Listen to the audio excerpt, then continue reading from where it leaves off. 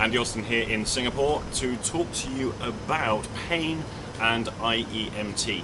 I've got a few notes here, so forgive me if I refer to them.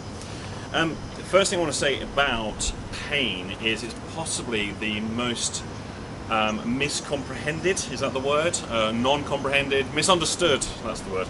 It's the most misunderstood problem that people can face, and especially it's misunderstood by therapists and doctors.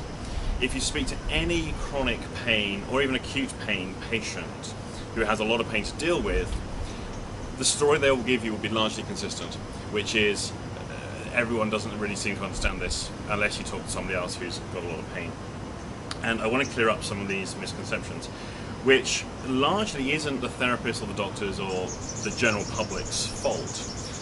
It's fed by the media and the movie industry and just stuff that's broadcast generally. Essentially, the story seems to go like this. You can use hypnosis to eliminate pain. Pain is all about control of the mind, and that if you're a man, you can take the pain and you can brush it off, and basically you can desensitize yourself to pain. And it goes like this. A guy goes into hospital for surgery. In that hospital you have somebody who's just done a hypnotherapy course. They may well have done the medical hypnosis course. You will have somebody doing a PhD research thing, or somebody who's trying to make a name for themselves who has got permission to use hypnosis. They go into the treatment room, often it's the anesthetic room, they use the hypnosis, the surgery is performed, a press release gets put out, and then all the tabloids will carry the story about the guy who had hypnosis to make him have surgery without any pain.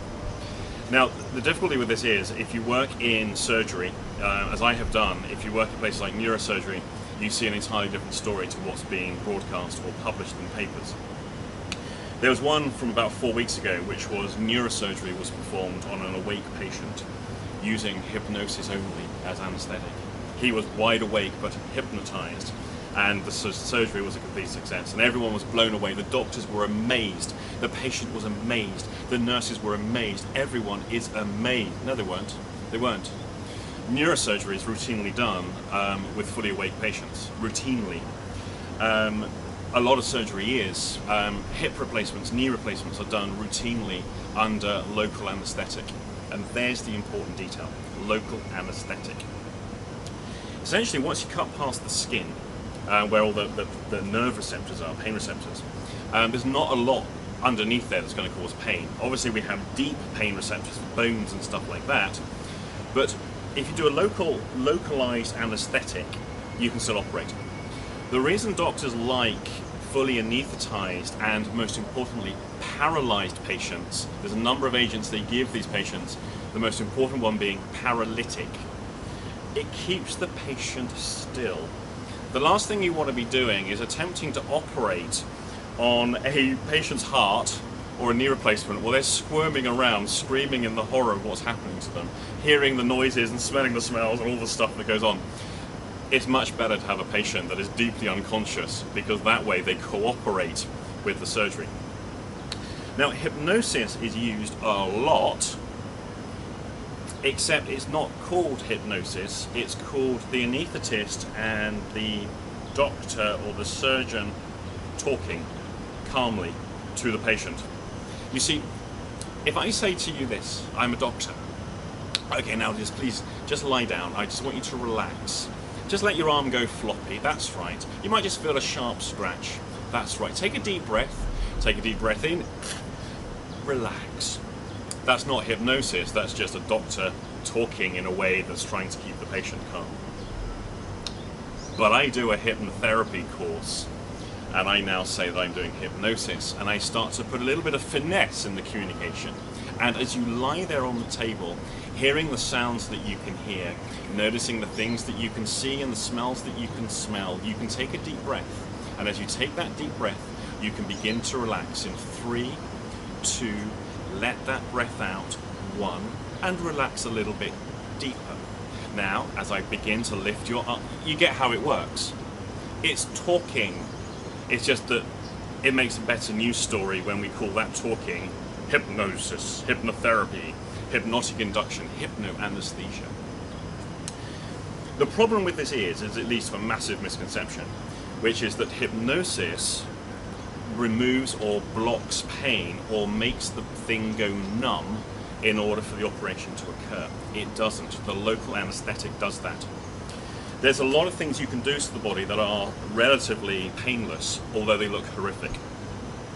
I lost count of how many patients I saw in the accidents and emergency department who came in with some quite astonishing injuries. I mean, things that made me like, whoa.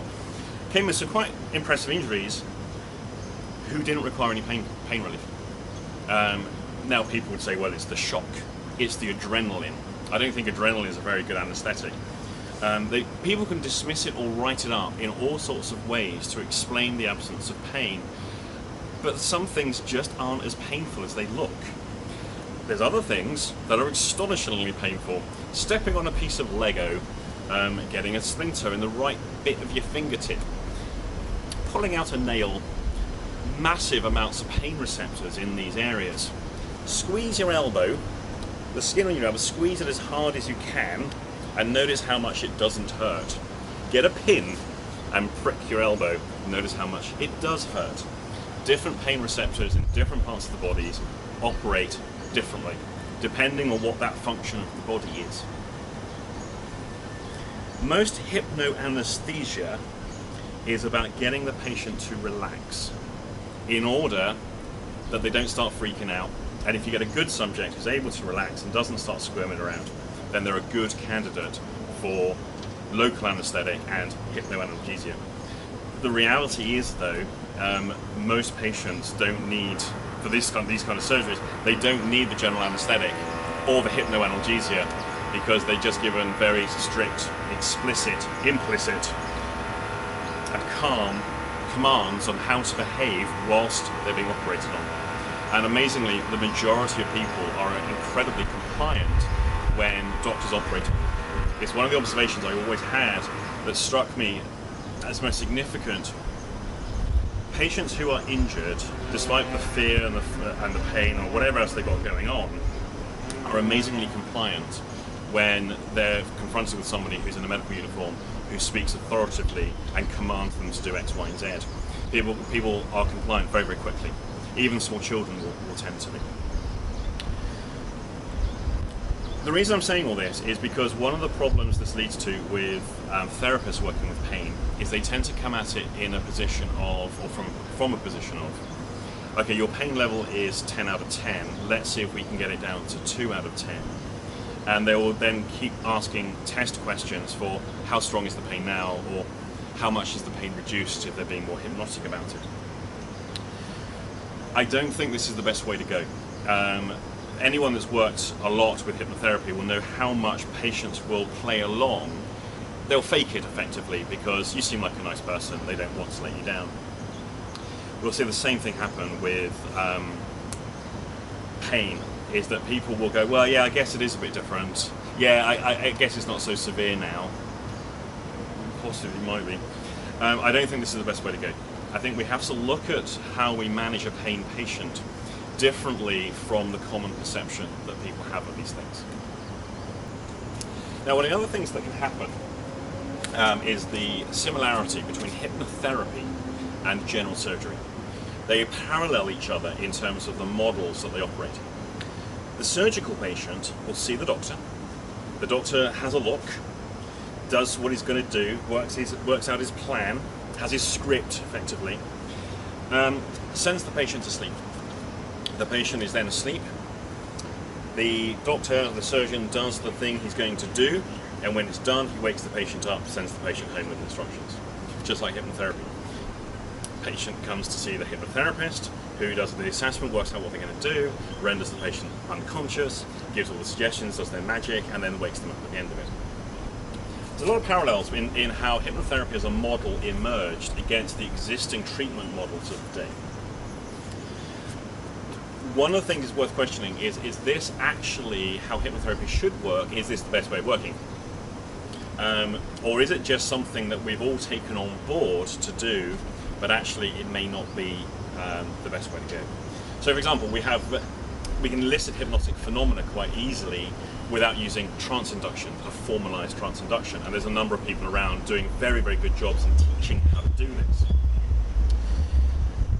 We see hypnotic phenomena arising in everyday behaviors, and all we're doing as hypnotists is capitalizing on natural behaviors that people will do. Some of the other things we can do in working with pain, though, will start to deviate from the existing models, and IEMT is one of those things. It's going to be a bit weird if you think about it, that a patient comes to a therapist with pain. They might have chronic pain in their chest or their side. And rather than do the existing behaviors that therapists, hypnotherapists, doctors will do, those very familiar models of behavior, instead what we get them to do is to wriggle their eyes in an attempt at relieving the pain. It is a massive deviation from what people will expect, but it's a very effective way of working, as long as we get our paradigm right. We're not going to move the eyes in order to reduce the pain. Essentially, that's how it could be phrased in a very quick summary, but we need to go about this in a very, very different way to the standard ways of working.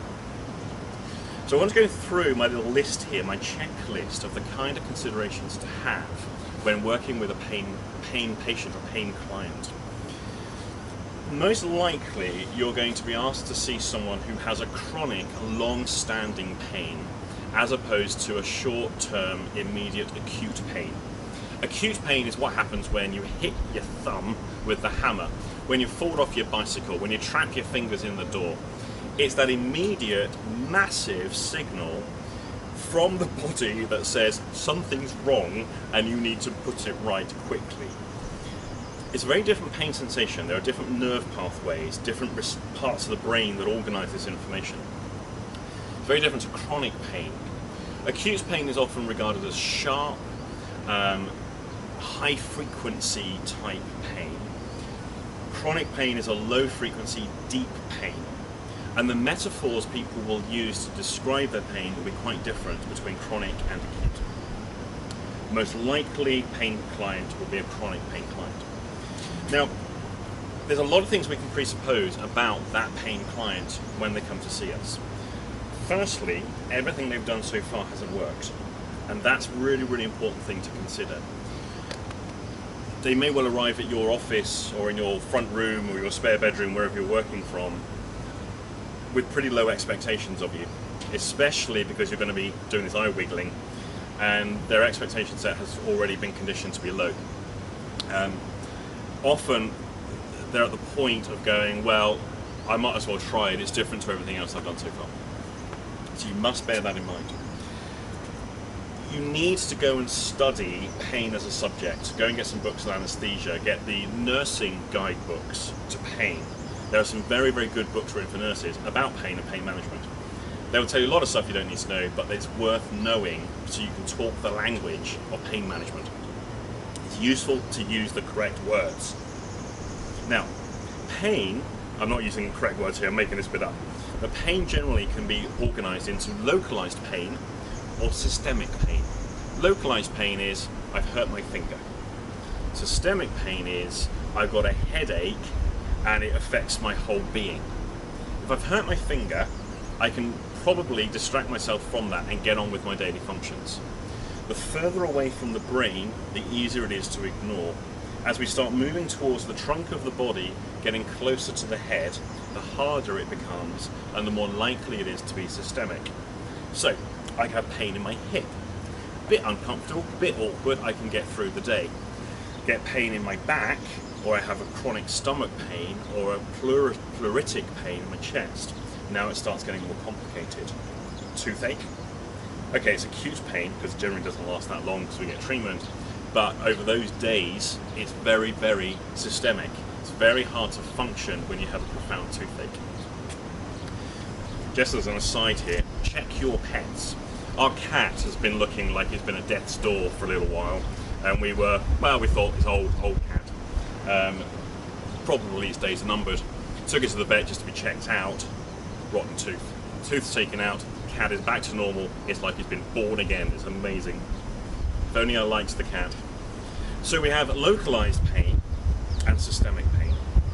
and we have the level of effect. The effect is basically localized, it only affects my finger, or systemic, I end up bedridden, I might be profoundly depressed as a result, I might suffer a lot of anger and irritation, those kind of things. So it's worth getting a feel of how much the effect affects the person, and whether it's localized or more systemic.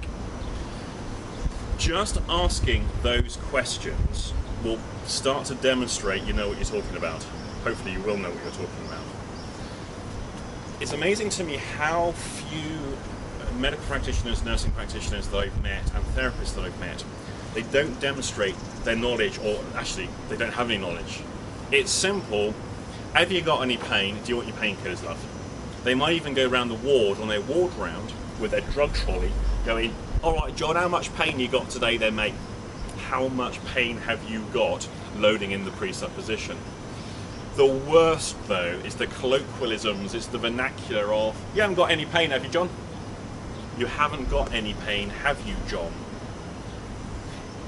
It's not so much there's a presupposition and those words will affect the state of the person. I'm not a great believer in the careful construct of language because it will affect the unconscious mind by the power of suggestion. We're not gods because we speak it, it shall be so. Not quite that powerful. But it does start to reveal a dynamic in the relationship between the healthcare giver and the recipient of the healthcare provision. You ain't got much pain, have you, John? Does it hurt today, John? How painful is it, John? How much pain have you got? John, how strong's your pain on a score out of 10? John's pain is now a function of her job. John's pain is now, his verbal reportage is the criteria by which she goes down a checklist. John is irrelevant to the process and the transaction.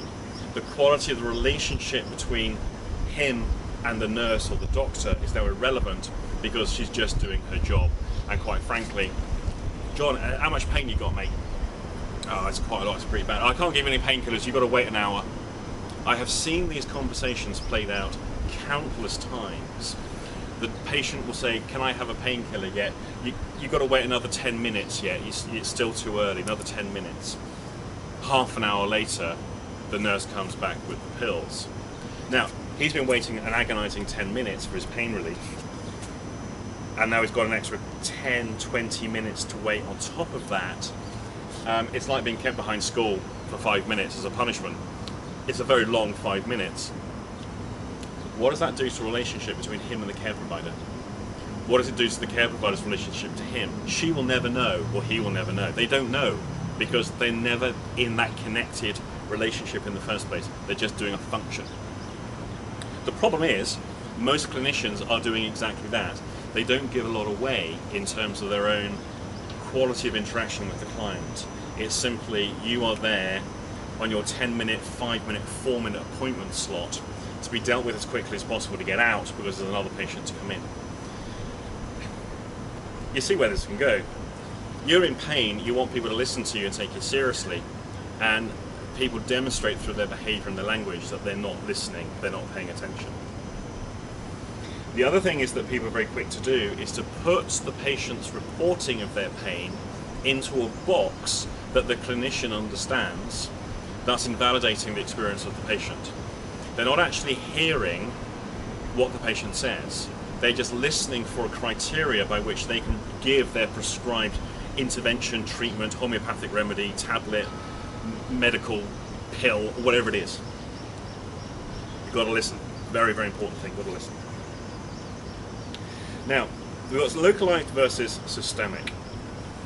From an IEMT perspective, when something is localized, it's more likely to be at the kinesthetic level of working in IEMT. And I'll go through what we can do with that, how we would do that. When something is much more systemic, it's more likely to be kinesthetic and identity. Let me give you some examples here. Localized, my finger hurts. My finger hurts. I hit it with a hammer and my finger hurts. They might even dissociate and go, the finger hurts. Not likely. Or that finger hurts. When it's systemic, you're more likely to hear expressions like, I am in pain, I'm hurting, the pain is ruining my life. So we start to anthropomorphize the pain. The pain keeps me awake at night. The pain is making me depressed. The pain, the pain, the pain. So it very quickly moves into identity expression, I am in pain, the pain affects me, the pain affects my self-expression, that kind of stuff. So we have those pronouns in there. But we also move into anthropomorphication of pain as an entity. The pain attacks me, the pain ruins me, the pain's killing me, I'm going to die, all that kind of stuff. Listen for those pronouns, listen for the anthropomorphications, because then that's going to take you into the identity work in working with the person's pain. This is why ask your initial assessment questions, keep your mouth shut, and listen. Some people are so busy writing their notes, they're not really hearing what's being said. Something that can be useful is to audio record the session and do your notes afterwards if you need to be writing notes. But you're listening for those pronouns and where they go, because then when you do your identity elicitations on the pronouns, it's going to take you into some interesting areas. These are the concepts we're going to be working with. We're not necessarily going to be working with the pain directly as an entity in itself. So essentially we have the pain versus the finger in terms of what we're working with. Now, some other things to be aware of. Long-term pain will increase sensitization to pain. People do, just because something hurts for a long time doesn't mean you desensitize to it. It actually will happen that long-term pain will get worse with time. Even though if we could measure pain objectively, if we had like one of these Star Trek scans to scan the person's bit that hurts, and we could see pain on the scanner, it's a very high probability that over time that would reduce, but the patient would report more pain. So quite often it's not so much that the painkillers are no longer working, gotta hear that expression, painkillers, anthropomorphication, the pain is alive, therefore it is killed. The painkillers, you will desensitize to those over time, but it's not just the desensitization to the painkillers.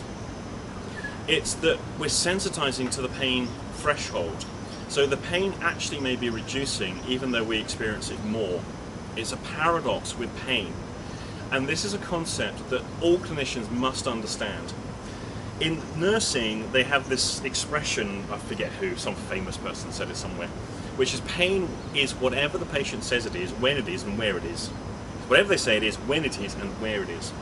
And that we shouldn't be placing value judgments upon the person's expression. And there's very good reasons for this. Even though you can look at some people and going, I don't think he's really in pain, I think he just likes the painkillers. That happens, but it's not the norm. So long-term pain increases sensitization to pain. It lowers the pain threshold, which means we can feel this worse, whatever the thing that hurts, and where there were stimuluses and experiences below the pain threshold, the aches and pains, headaches, that kind of stuff, joint pains, irritations on the skin, that didn't hurt before, now you've lowered the pain threshold, they break through. It's breakthrough stimulus. They break through pain, and guess what? You now start feeling every ache and pain in the body. Going for a walk can start to become painful. Just going upstairs can be painful. You get constant headaches, mouth holes, little nicks and cuts in the mouth, little tiny things we get from eating we'd never normally notice. Suddenly it's amplified. Now we've got a problem, because the patient starts to look like a hypochondriac. They start to look like a person who is putting it on and might just be a little bit neurotic, and there's something psychologically wrong with them. Possibly not. It could simply be that they are sensitizing the pain threshold. The pain threshold is coming down. Now, chronic pain, once we get to the point of increasing sensitization, starts to produce depression. We start to get chemical changes in the brain. These are not psychological, emotional things. If you took biopsies from the brain, I'm sure you would see the chemical changes. Basically, long-term pain will lead to a clinical depression. So the brain starts to change. It starts to try and basically shutting down the stimulus. The problem is it doesn't work. The problem is that when you start getting depressed, you start to heighten sensitivity to pain. So we start to now see, with depression, a reduction in serotonin, which is a neuroinhibitor. We start to see neurological excitation. So we start to see an increase in things like anxiety, sweating, I was here because it's so humid here, nightmares, poor sleep. Guess what they lead to? More depression, more sensitization to pain. The person can start to look like an anxious, neurotic maniac. They just started off with a bit of pleurisy, and their personality will start to change, their interactions with other people will start to change. At the point that we see them as a presentation, it's very easy to mistake the chronic pain patient for somebody that has neuropsychiatric issues. They do have neuropsychiatric issues, but they're secondary to the pain. It's a very important consideration to have when working with these poor people. So, just to recap, long-term pain increases sensitization to pain starts to lead to depression, and depression will lead to more sensitization to pain, thus rendering the person appearing like a hypochondriac. Now, what this can do, of course, is start to make them difficult to work with as a client, because not only have they got all that going on, but they will have been repeatedly let down by all of the interventions and treatment processes they have subjected themselves to at that point. And so they may not be completely compliant or trusting of you as a therapist. So building the trust with the client is really important. Offering a guarantee or a certainty that you can reduce their pain is not the way to do that. The flippancy by which therapists say they can cure people's problems, and I hate to say it because I've always been accused of bashing NLP, it's the NLPers. They are the worst at doing this. Essentially, what they are keen to do is to invalidate another person's experience by offering a quick technique, a quick process that can change it. I have been suffering for 20 years with post-traumatic stress disorder, and with the brush of a hand, an NLP practitioner will say to me, "Oh, easy, you can fix that in a few minutes." Whoa, that's pretty insulting to the person's experience. And this need to invalidate, reframe, and change another person's experience is often the very thing that builds the distrust. And this constant reframing that I'm seeing going on by practitioners is just simply not acceptable. They're not doing their follow-up, they're not getting their feedback, they're not assessing what's actually happening with the client, they're making assumptions. And even if the client goes away worse, they assure themselves it's okay, because I planted the seed in their subconscious. If you meet those people, hit them with a Bible or something, knock some sense into them. Maybe not the Bible. Now, this leads me to the problems of other people. Other people are a pain in the arse if you're a chronic pain patient. Or if you're me, other people are a pain in the arse. Anyway, chronic pain patients live in a world where their world is painful. Other people's tolerance and understanding of their pain probably lasts about 72 hours. And then after that, does it still hurt? Oh, I'd have thought, why is it still hurting now then? What, can't the doctors fix it? The dumb fuck questions they start to ask. They start to make statements based on their own presuppositions of the world, their own understandings of how the world works, and they will often start to reveal those things through the questions they ask, the comments they make, and they're often invalidating the experience. Well, you were okay yesterday. What do you mean it's hurting today? Because you've been fine all week. Party tonight, you can't come because it hurts. Oh yeah, really. So it hurts today, that's why you can't come to the party. You get the idea. Now, what this can lead to in therapists is the concept of secondary gains. They start to assess a person's behavior by secondary gains. So you've had all this surgery, you take all these painkillers, you had all this hypnotherapy and acupuncture and homeopathy and back flower remedies and Hopi ear candles, you've had massages, and it still hurts, huh? So why are you holding on to the pain? Why are you holding on to the pain? What are the secondary gains? What are the primary gains? Why have you got the pain, huh? Why are you keeping this? What does the pain do for you? I was even taught as a therapist on one particular training course to investigate and probe secondary gains and to ask those kinds of questions. What is the benefit of having the problem? What does the problem do for you? What are the secondary gains of the issue? Unfortunately, because I was young and naive, I started to do that, and I started to pay very close attention to what happened next. And patients would tend to answer the questions, but I'd never see them again.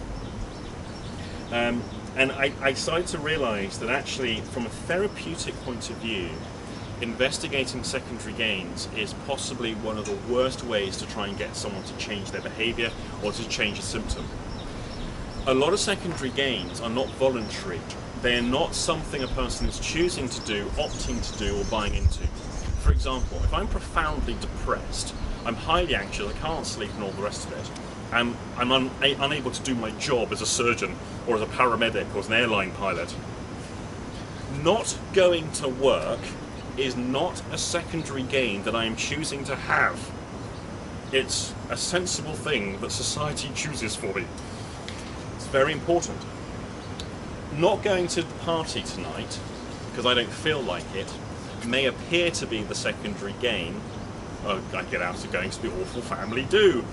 They may appear to be secondary gain, but it could well be that because of the pain I have, the depression it gives me, all the other systemic changes it gives me, I simply can't cope with going to the party, even though it doesn't hurt right now.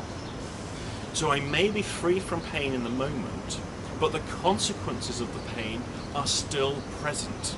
And that's the important thing to remember, which the majority of humanity does not realise. The consequences of pain are still there, and that can be why it appears to be secondary gains. If you are using a secondary gain model as an IEMT practitioner and member of the Association for IEMT Practitioners, I would ask you to do one of two things. Desist immediately in using any secondary gain model as a way of trying to get change, or please leave the association. It is not what we're about, it is not what we do. It's a very important consideration there. So now, the problem of other people. Just bear with me a second before I completely dry up here.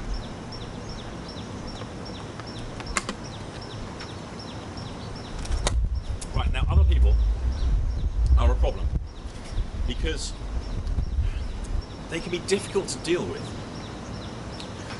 Most people are okay, but if anyone who's worked in a hospital will see the problems of dying. The problems of dying aren't just about the fact that you're going to die. The problems of dying also involve other people. Suddenly, all the family who you might have tensions and stresses with now are there.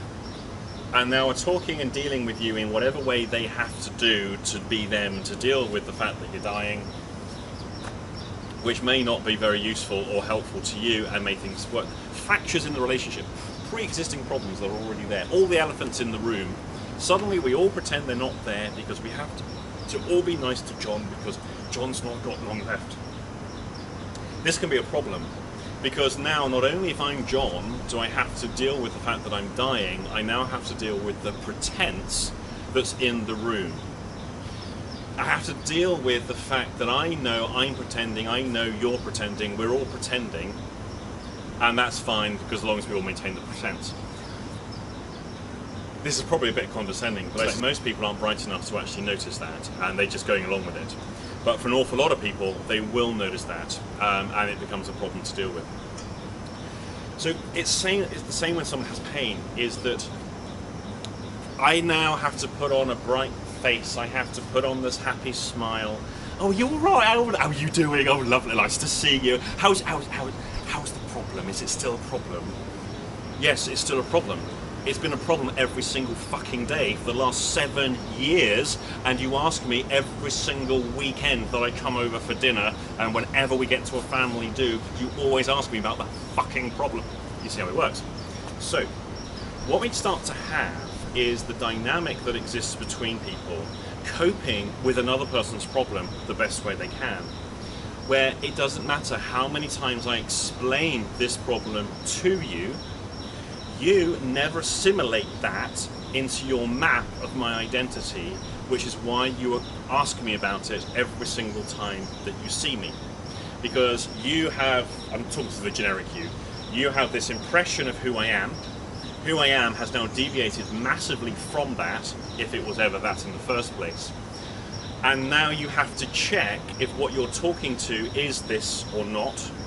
And every time that I'm not matching your map of my identity, guess what? You dismiss me and maintain the map, which is why you check every single time. So there's a problem of other people's assimilation of identity of other people. So I might have this impression of another person, and I think I know who they are. When I see them, and they're not that person at all, by the way, and when I see them, they don't behave according to the way that I expect them to be behaving, because they're deviating from my mental map of them. I ask them, what's wrong? Relatives will probably do this to some of you.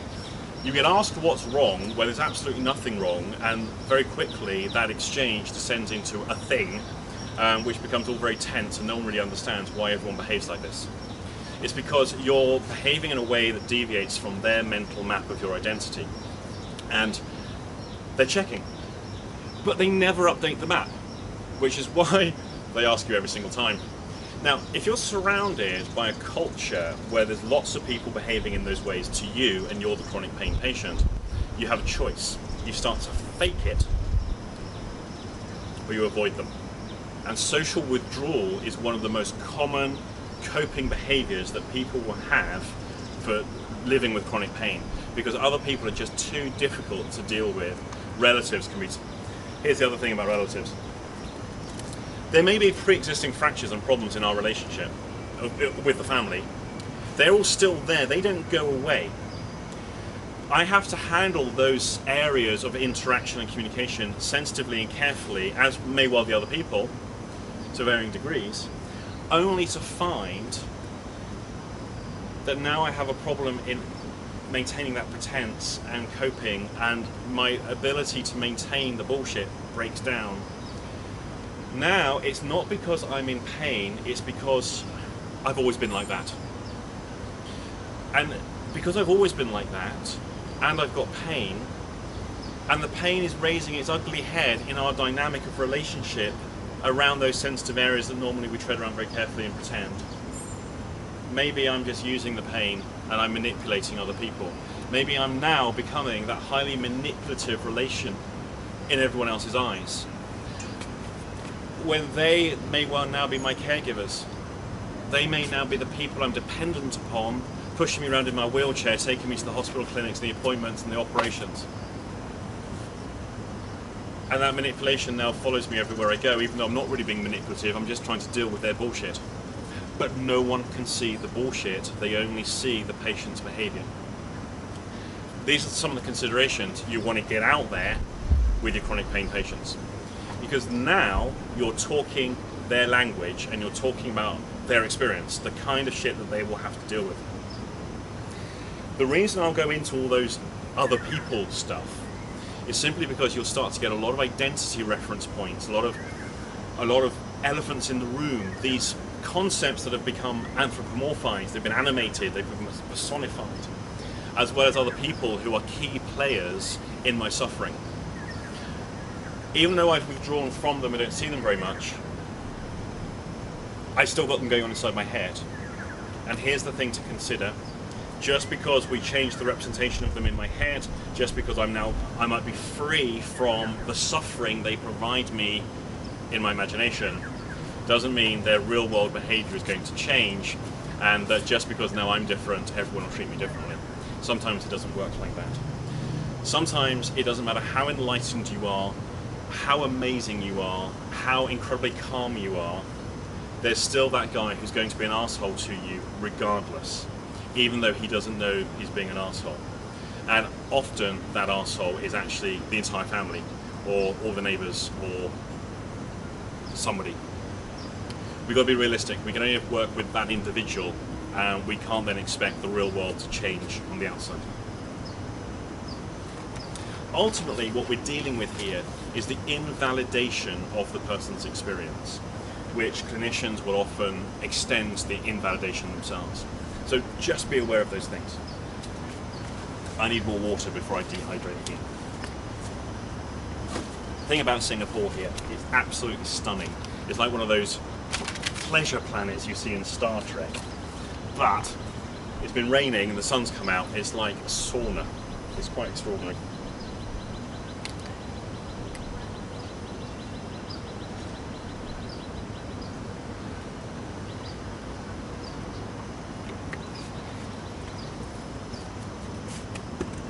Now, those of you that have done the advanced IEMT training should be aware of the 15 or 16 kinesthetic positions.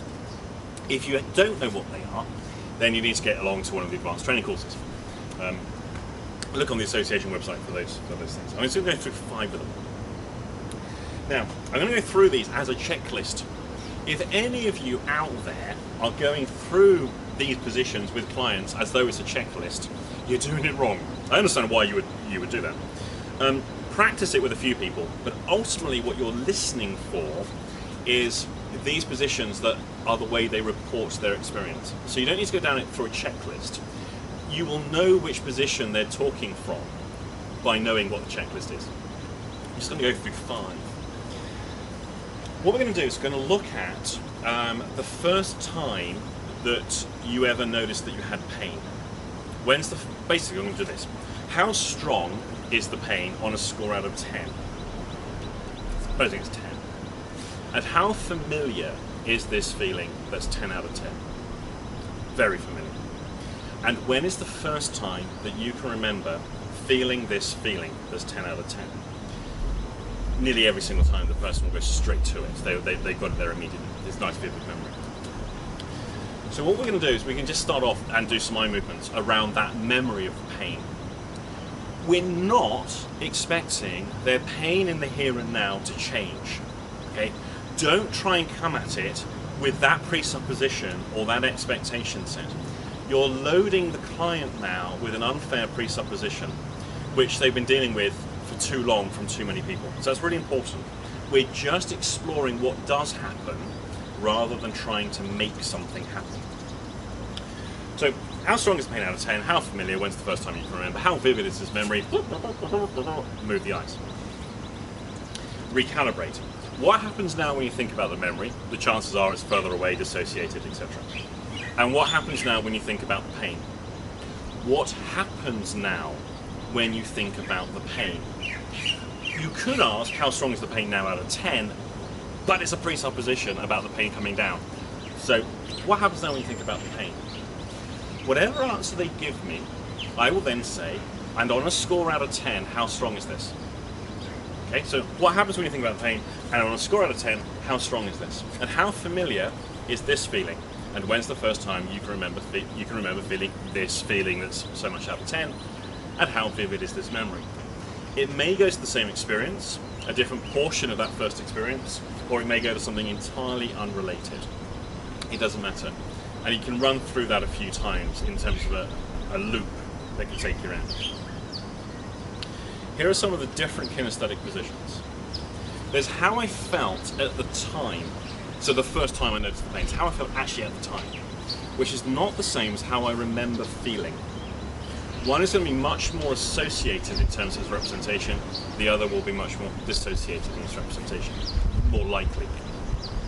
But of course, how I felt at the time, thinking about it now, is a recollection. So we have to accept that my recall of how it felt may be massively different to how it actually was and how it actually happened. And this is an important consideration if you're working in a clinical, medical type setting where you've got extensive medical notes. Because one of the things that I've seen this a handful of times, we know the patient's history, we may have even been there in the department when they came in, and then later on we're doing a reassessment of them, and their story from what happened has been rewritten in their imagination, rewritten in their memory. We go with the patient's narrative. The pain is whatever the patient says it is, when it is, and where it is. Really important. We're not going to invalidate their experience by correcting them against facts. Don't do that. So it's how I felt at the time versus how I remember feeling. There's how it feels now. It may be a continuation of the pain. It may be the same bloody pain that I had when I first noticed it, It may be an extension of it, a continuation of it. It may be something different. If I give an example, some of you will know I've got a chronic health problem, which started with pain here in the liver. And that had me taken into hospital, all the investigations and everything else. And it was pretty unpleasant, I have to say. That's not what hurts now, and since that acute initial presentation of the liver, I've never had a pain there since. The symptoms are elsewhere in the body and manifest entirely differently. There doesn't appear to be a direct relationship between the two things. This is important because if I'm dealing with this one, so I'm taking the, say I've got pain here, and now we're doing the recollection of that, that's not necessarily going to be what it was at the time. So you may want to ask the question of, how did it feel at the time of first presentation, in which case I'll tell you it's there now, but you ask me how strong is it out of 10, now I'll tell you it's 0. But you ask me this one, when it was the first time, that wasn't the initial event. All this pain started about a year later. It's important not to confuse these different events. So you may want to have a consideration of how it feels now versus when it first started and how you remember feeling. These are important distinctions to get. Now, if you're frantically writing these down so you can remember them later, you're doing it wrong. What I want you to do is to work out what the 15 variables are. That way you don't have to worry about trying to remember them. You will know them because you've calculated them yourself. It took me a long time, I have to tell you. So don't worry if it takes you ages to do. It doesn't mean you're thick, it just means you're working it out. So, how I felt at the time, how I remember feeling, how I feel now. How I feel about the event. So how I feel about the first presentation of pain. That's a meta position. How I feel about it is not the same as how I feel. Or it's not the same as how it makes me feel.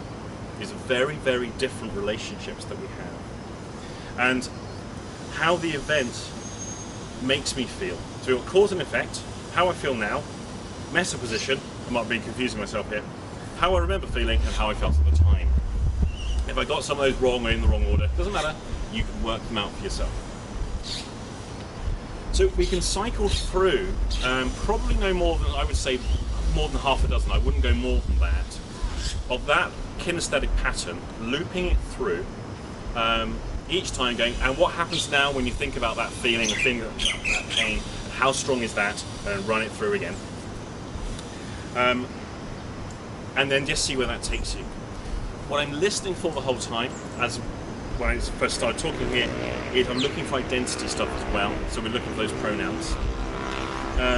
If you're not getting those too readily, you might like to presuppose it. So the I that experiences the pain, where is I, how old is I, that kind of stuff. The me that experiences pain, the self that experiences pain. You could do it as an exercise like that. And if you're starting out to experiment with this stuff, that's how you may wish to do this. And then we've got to go to the other bit, which is the social adaptation. Now the birds you can hear, just thought I'd mention this, they're actually minor birds. There's thousands of them here. They're like as popular as sparrows used to be in Europe before they all disappeared. They were all scattered around here when I first came down to this path. They're all coming back. They're obviously getting used to me being here. This is obviously the minor bird hangout place. I've just chased them away, so they're gone now. Okay, so now what we're going to look at is the social adaptation, and this is quite a significant part of the pain experience. We've got the stimulus, we've got pain experience, and then our response to the pain. These three main areas. Now the stimulus of the pain may not be obvious, and it may not be ascertainable, discernible to the client themselves. Here's one of the weird things about pain, is it's not consistent, or it's not there all the time. It can be there and we don't notice it, we can notice it when it's not there. I think we've got the adaptation to these things, the consequences of the pain, and then we have it there and it's at varying strengths. A number of years ago I was asked to work with a lady who had a tumour. She was terminal. She had a cancer in the pleural membrane of the lung. It's only small. She was receiving chemotherapy and radiotherapy, but the pain that she had at times would put her in the hospital. She would collapse at home, call an ambulance, and they'd take her off and do whatever it is they did. But a lot of the time she didn't have any pain at all, and a lot of the time also it was a low level, she knew it was there, and then there were times when it was unbelievably excruciating.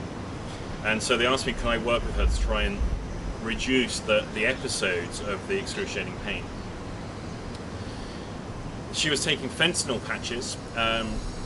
Unless you're dying of cancer, you probably never want to try fentanyl. It's used in general anesthetics in low levels. It's an astonishingly powerful drug that you put a fentanyl patch on and people generally can't function at all. They weren't helping her. She was taking all sorts of opiates and all sorts of other stuff as well. It just simply wasn't working to keep the pain at bay. But here's the thing. At a physiological level, that tumour isn't changing very much on a minute-to-minute basis. Like 1 minute she's fine, the next minute she's on the floor, ashen and white and just in a terrible state. And then later on she'll be fine again. Nothing's actually happening at a physiological level to make that difference. It's a slow progression with some subsidence from the radio and chemo, but still, what's happening here to make the difference? So we started sifting through for, are there any potential triggers? Are we able to find any stimulus for the difference? And quite frankly, we weren't. Possibly there was a muscular tension, it was an internal response, maybe. Who knows? Couldn't find anything. And this is one of the issues with chronic pain, is it's not consistent. They may have some weeks where they're fine, and other times when they're not. Something I know well myself. As a result, the person can start to live in fear of anticipation of it. So I don't know when it's next going to affect me. So I have, for example, I have a chronic health problem. Here's a major concern that I have. Here I am in Singapore. It's not cheap coming places like this. I'm running workshops all over the world. There's a lot of upfront costs and a lot of upfront payments from people. I get ill just before the workshop. I've spent all that money and I've got to refund all those people. It's a problem, and it's a very realistic problem. It might be that my grandchildren, for example, are going to come and visit, and how am I going to be when they come and visit? What if I haven't slept? What if I can't? Christmas coming up, birthday, celebrate. So we start to see a lot of anticipatory concerns and anxieties. How do I know how bad it will be? Based on recollection of what we've had, what's happened before. And this is the thing Steve Andreas introduced me to. He pointed out the Milton Erickson thing about pain, which is, Erickson said, pain is 1/3 remembered, 1/3 experienced, and 1/3 anticipated. So if we get rid of the memory of pain, we get rid of the anticipation of pain, we can pretty much reduce it by 2/3. That's pretty much what I did with the lady with a pleuritic tumour, amongst other stuff as well. It seemed to help quite a lot. Not cured, she's still being hospitalised, still getting the problems, but we did see an improvement overall. So we got the stimulus, the pain experience, and the response to the pain. The response to the pain will take you probably into a different session and even into different areas of working. So you may be using things like metaphors of movement, clean language, other NLP type techniques or hypnotherapy, in addition to your IEMT. I prefer, as much as possible, to only use one methodology per client encounter. I used to start off with doing IEMT for about an hour with people, getting all that done, and then I would do the metaphor stuff as I knew it at the time. I no longer do that. I generally, my session is only going to be 10 minutes IEMT, that's one session. I then bring the person back a week later, 2 weeks later, if I'm then going to move on to do metaphors. Different people do it differently. It's my preference, mostly based on what clients remember after a session. You say 1,000 things, they just remember that one thing that meant something to them. I want to educate them as much as I can as well. So we've got remembered pain, we can do that with IEMT, and anticipated pain, we can do that with IEMT. The pain that you anticipate having, on a score out of 10, how strong is that? And we're still going to end up asking, and when's the first time you can remember? So we're shifting future events back to their original timeline position. So we're getting, basically, we're putting we're removing them from the future, putting them in their place where they're supposed to be. We also have to look at adaptation and maladaptation. Adaptation to the pain. So, I exercise a lot more. I'm incredibly strict with my diet. I don't drink alcohol, I don't smoke, I try and keep as healthy as possible. I notice the importance of sleep. I try and do all of these things to try and maintain my health. I've had to start looking at long-term future because of the implications for long-term future. So I start looking at my finances. How would I cope if I'm not able to work in the future financially? So there's lots of considerations where I start planning and organising simple, basic adaptation to the situation. Move to a house that's much better quality of living. Could potentially live there into my old age if I live that long, all that kind of stuff.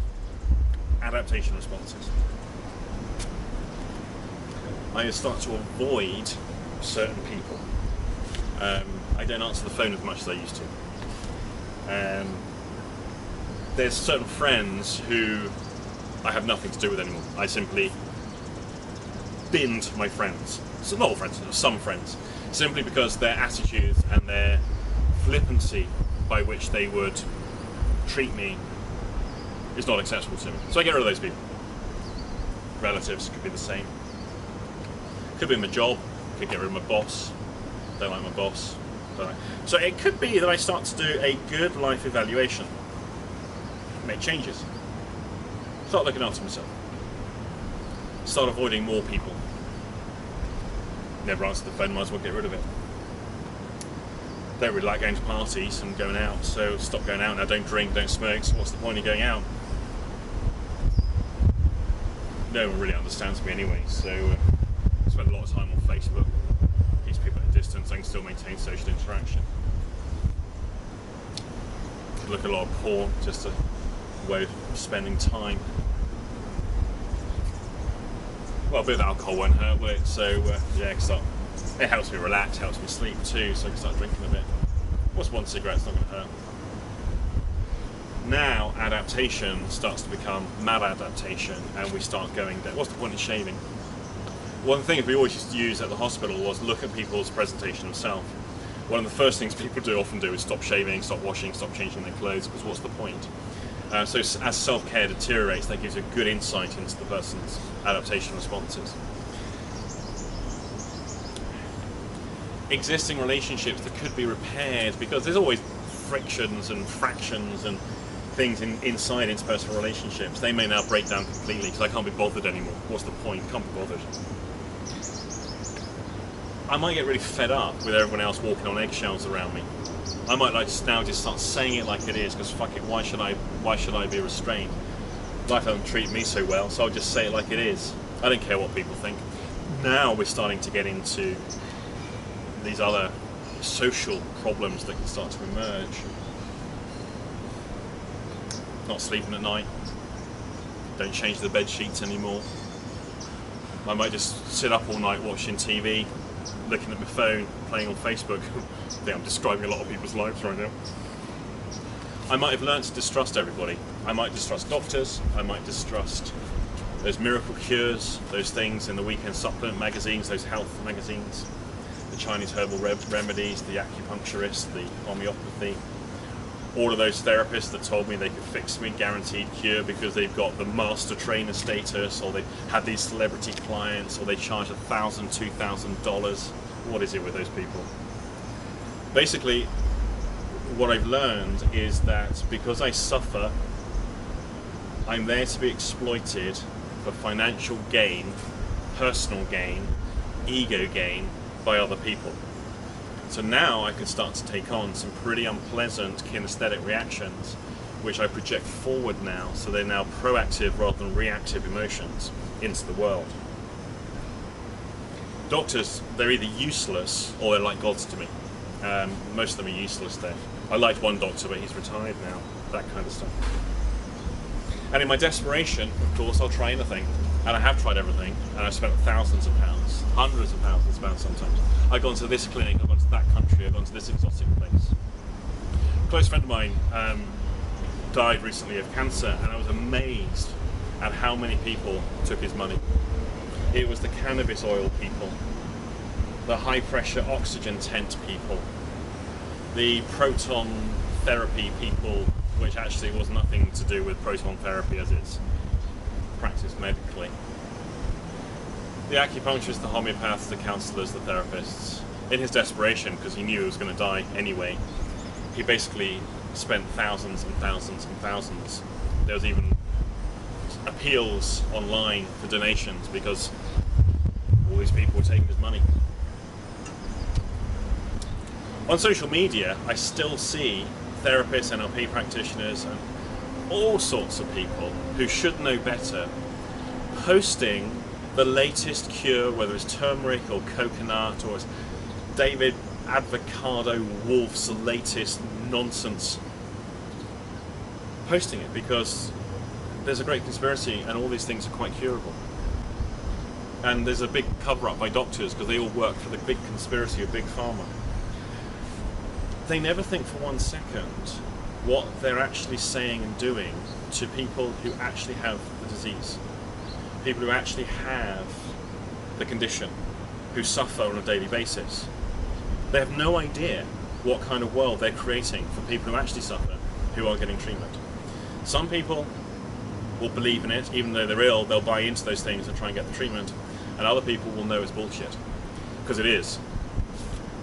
And the people that know it's bullshit still are being barraged by half-wits who think that they know more than countless years of research and study and medical, the doctors and everyone, because they think they've done their 7-day course, their weekend course, their practitioner course, their Reiki course.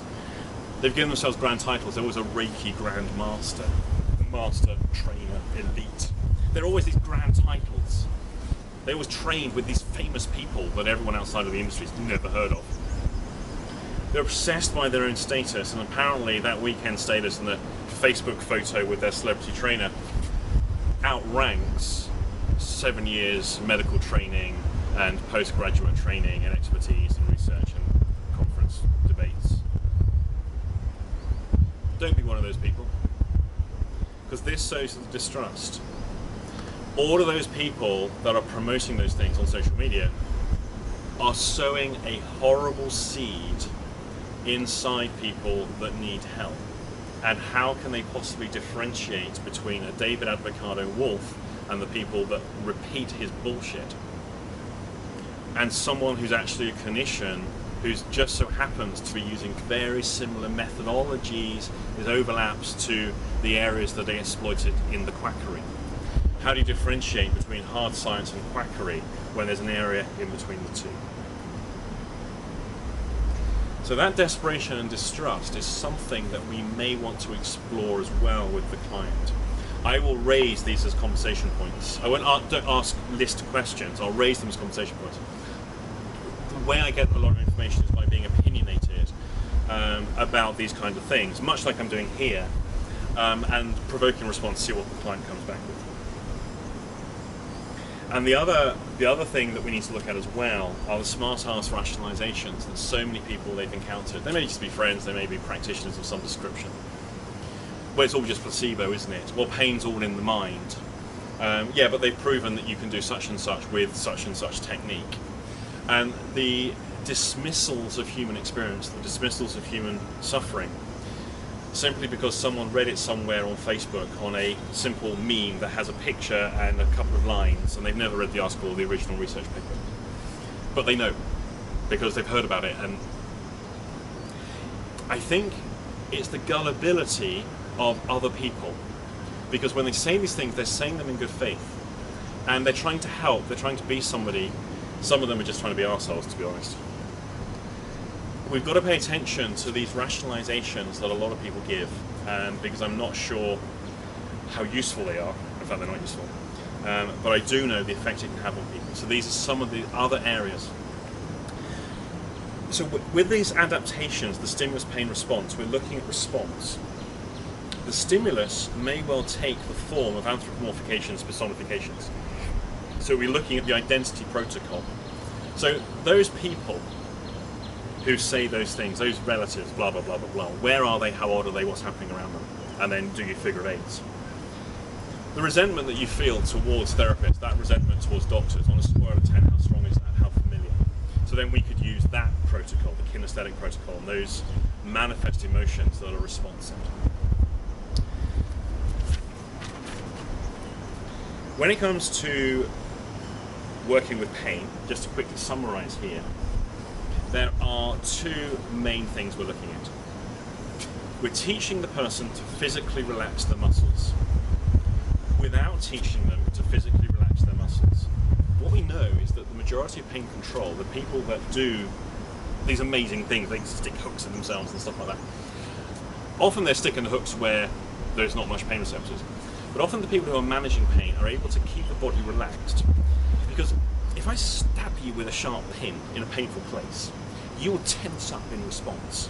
That is your pain response.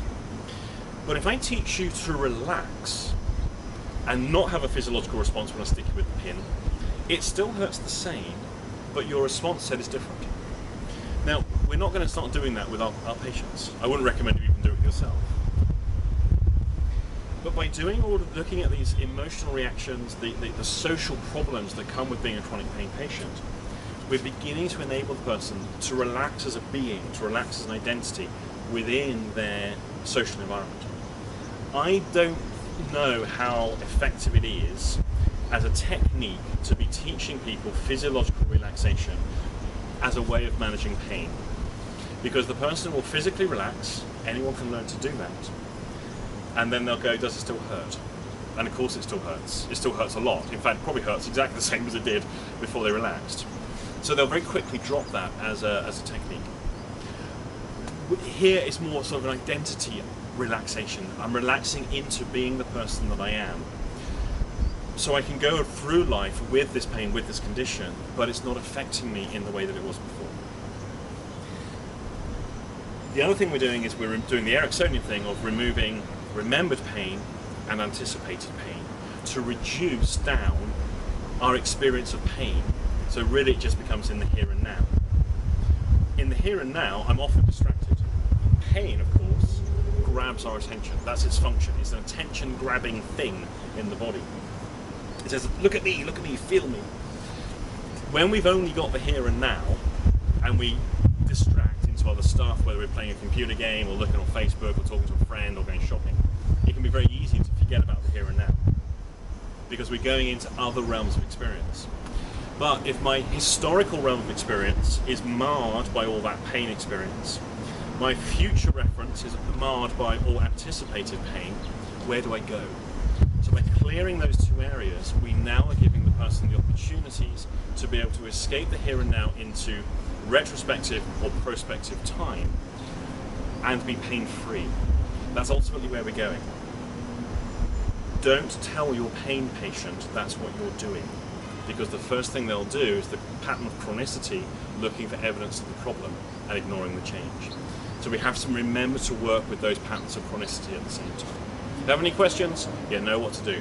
We've got a new Facebook page, the Association for, I'm going to say Facebook practitioners, the Association for IEMT practitioners has a new Facebook page. We've set up a new one simply to integrate it with the website, because the old one wouldn't let us do it. It's all very complicated. So we've got a new one set up. Any questions you have, please post them right there. Thank you for listening to my little video.